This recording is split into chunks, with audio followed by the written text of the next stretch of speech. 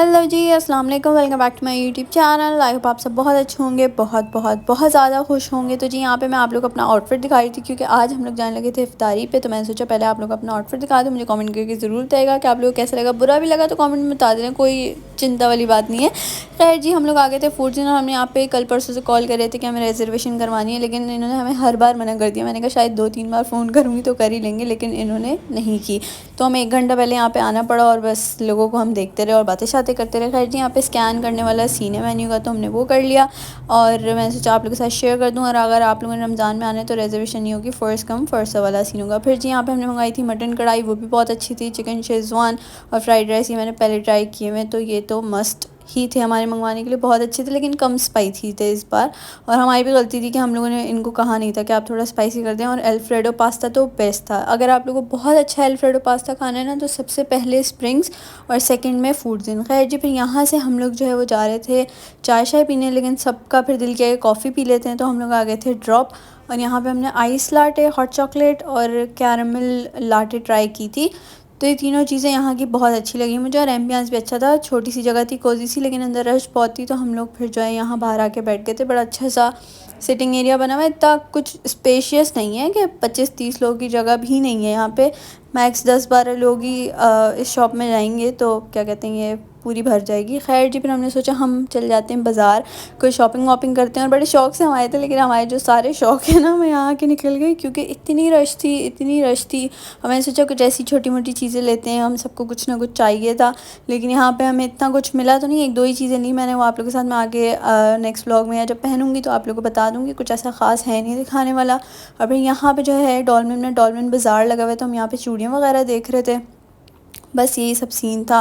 और शॉपिंग बंदा अभी ना ही करने जाए तो मैं कहती हूँ बेहतर है, पैसों का भी वेस्ट है और कोई चीज़ भी अच्छी नहीं है। मतलब इतना कुछ ख़ास है नहीं अब लेने वाला, अगर 1-1.5 महीना पहले लेते तो सही होता।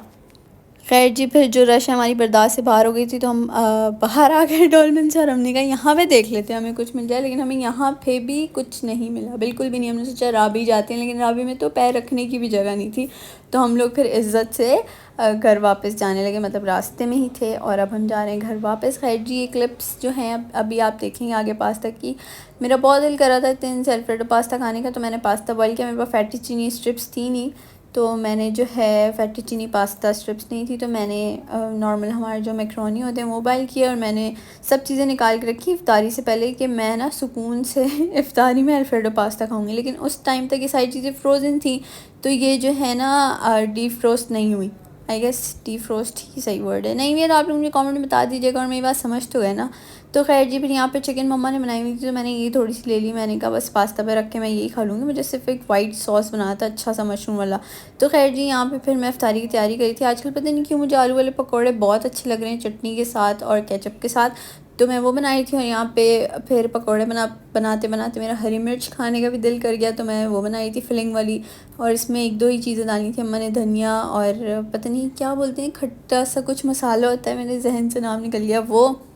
और बस ऐसी 1-2 चीज़ें फिर मैंने जो है वो इसमें फ़िल करी थी। मैंने देखा है लोग इसके बीज निकाल देते, लेकिन मैंने तो रहने दी। तो मैंने कहा यार, अब कौन इफ्तारी के टाइम इतनी मेहनत करे। खैर जी, फिर यहाँ पे जो है मम्मा ने पुलाव वगैरह बनाया हुआ था और यहाँ पे मेरे पकोड़े भी साथ साथ फ्राई हो गए थे। और फिर इफ्तारी के बाद मैंने सोचा मैं पास्ता बनाती हूँ। मैंने सिर्फ तेल में गार्लिक की सॉटेक किया, उसके बाद क्रीम डाली तो वो सारी ख़राब थी। और बस वो तेल और गार्लिक तो चलो मैंने एक्स्ट्रा कुछ डाला नहीं था, वो सब ज़ाया हो गया। और मैं यहाँ पे बोलती प्रोग्राम तो बढ़ गया लेकिन अब मैंने कहा अब क्या करूँ, मैक्रोनी भी वैसे पड़ी हुई थी। और फिर मैं इतनी बेइज्जती हुई इस बात पे कि मैं जो है वो जाके कमरे में बैठ गई। मुझे ये करना चाहिए था कि मुझे एक बोल में पहले चीज़ निकाल के रख देनी चाहिए थी। मेरे अब्बा हमेशा बोलते हैं कि जब अंडा भी बना रहे हो कुछ भी, तो पहले बोल में निकाल के चेक कर लिया करो कि वो कहीं ख़राब तो नहीं है। लेकिन हम जो है ना कामचोर निकम्मे लोग हैं, तो मैंने चेक ही नहीं किया। और जब वो तेल में और गार्लिक में मैंने डाला, तो वो सारी क्रीम जो है ना वो ख़राब सी थी, अजीब सा ही टेस्ट था उसका। तो बस फिर मुझे अपना जो है वो आइडिया ड्रॉप करना पड़ा। और फिर जी रात में पता नहीं अंजलना को क्या हुआ, शायद मुझ पे थोड़ा सा तरस आ गया होगा, तो अंजलना मेरे लिए पास्ता बना रही थी। इवन तो वो ख़ुद तो खा नहीं सकती, उसको अलाउ नहीं है, उसकी तबीयत ठीक नहीं है, लेकिन फिर भी वो मेरे लिए रंग बिरंगी मसाले डाल के पास्ता बना रही थी। और हमारे घर में ज़्यादातर पास्ता या मैक्रोनी ये चीज़ें अंजलना ही बनाती, पहले मैं बनाती थी लेकिन अब अंजलना ही बनाती है। और एक और बात मैं आप लोग के साथ शेयर करनी थी कि फूड्स में ना स्कैन वाला मेन्यू है, तो या तो अगर आप वहाँ जा रहे हो, मैं तो कहती हूँ रमज़ान में जाओ ही नहीं, इतनी रश होती है, इतनी रश होती है, जाने की नहीं ज़रूरत बिल्कुल भी। मेरी तरफ से रमज़ान में रिकमेंडेड नहीं है। हाँ, खाना अच्छा है, वैसे जाना है तो जाओ, लेकिन रमज़ान में नहीं।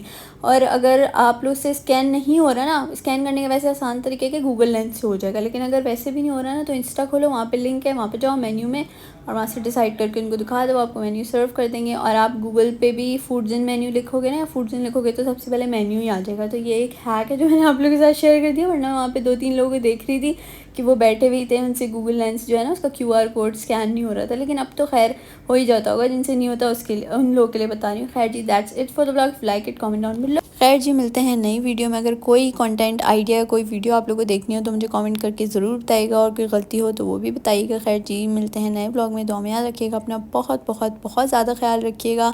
रमज़ान ख़त्म हो रहे हैं तो मुझे अपनी दुआ में बहुत ज़्यादा याद रखिएगा। बाय, अल्लाह हाफिज़।